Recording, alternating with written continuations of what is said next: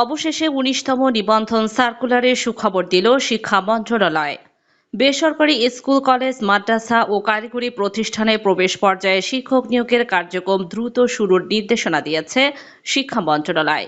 তবে সবার রেজুলেশন বের না হয় এখনও কার্যক্রম শুরু করতে পারেনি বেসরকারি শিক্ষক নিবন্ধন ও প্রত্যয়ন কর্তৃপক্ষ এনটিআরসিএ। এনটিআরসি এর একটি সূত্র জানিয়েছে, গত মঙ্গলবার শিক্ষা মন্ত্রণালয় অনুষ্ঠিত সভায় দ্রুত নতুন শিক্ষক নিয়োগ কার্যক্রম শুরুর মৌখিক নির্দেশনা দেন শিক্ষামন্ত্রী।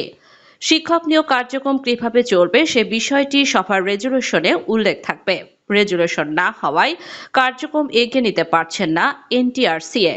নাম অপ্রকাশিত রাখার শর্তে এনটিআরসি এর এক কর্মকর্তা দ্য ডেইলি ক্যাম্পাসকে বলেন, ১৯তম শিক্ষক নিবন্ধন অথবা নবম শিক্ষক নিয়োগ কার্যক্রম দ্রুত শুরুর পরিকল্পনা রয়েছে। এজন্য সভার রেজুলেশন বের হতে হবে। রেজুলেশন পাওয়ার পর এ বিষয়ে কার্যক্রম শুরু হবে।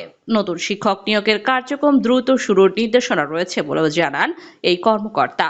এদিকে ষষ্ঠ ও সপ্তম গণবিজ্ঞপ্তিতে ভুল চাহিদায় সুপারিশপ্রাপ্ত ১৯৯ জনের প্রতিস্থাপন চলতি সপ্তাহে হচ্ছে না বলে জানা গেছে। তবে আগামী সপ্তাহের শেষ দিকে তাদের প্রতিস্থাপন করা হতে পারে। এনটিআরসি সূত্র জানিয়েছে, শিক্ষা মন্ত্রণালয়ে অনুষ্ঠিত সভায় ভুল চাহিদায় সুপারিশপ্রাপ্তদের দ্রুত সময়ের মধ্যে প্রতিস্থাপনের নির্দেশনা দিয়েছে। তবে শূন্য পদ থেকে ১৯৯ জনের বিষয়গুলো খুঁজে বের করতে কিছুটা জটিলতা দেখা দিয়েছে। সূত্র তথ্য বলছে, ১৯তম নিবন্ধন থেকে নতুন পদ্ধতিতে নিয়োগ কার্যক্রম পরিচালনা করার কারণে পূর্বে সফটওয়্যার আপডেট করা হয়েছে। এজন্য ১৯৯ জনের প্রত্যেকের কোড পৃথক পৃথকভাবে খুঁজে এন্ট্রি করতে হচ্ছে। এর ফলে প্রতিস্থাপন করতে কিছুটা সময় লাগছে। নাম অপ্রকাশিত রাখার শর্তে এনটিআরসি এর এক কর্মকর্তা দ্য ডেইলি ক্যাম্পাসকে বলেন, ১৯৯ জনকে প্রতিস্থাপন করতে দ্রুতগতিতে কার্যক্রম এগিয়ে নেওয়া হচ্ছে। বেসরকারি শিক্ষকদের বদলির পূর্বেই তাদের প্রতিস্থাপন করা হবে।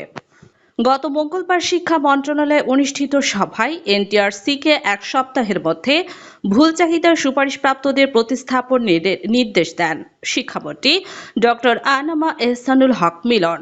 সচিবালয়ের শিক্ষা মন্ত্রণালয়ের মাধ্যমিক ও উচ্চশিক্ষা বিভাগের সম্মেলন কক্ষে এই সভা অনুষ্ঠিত হয়।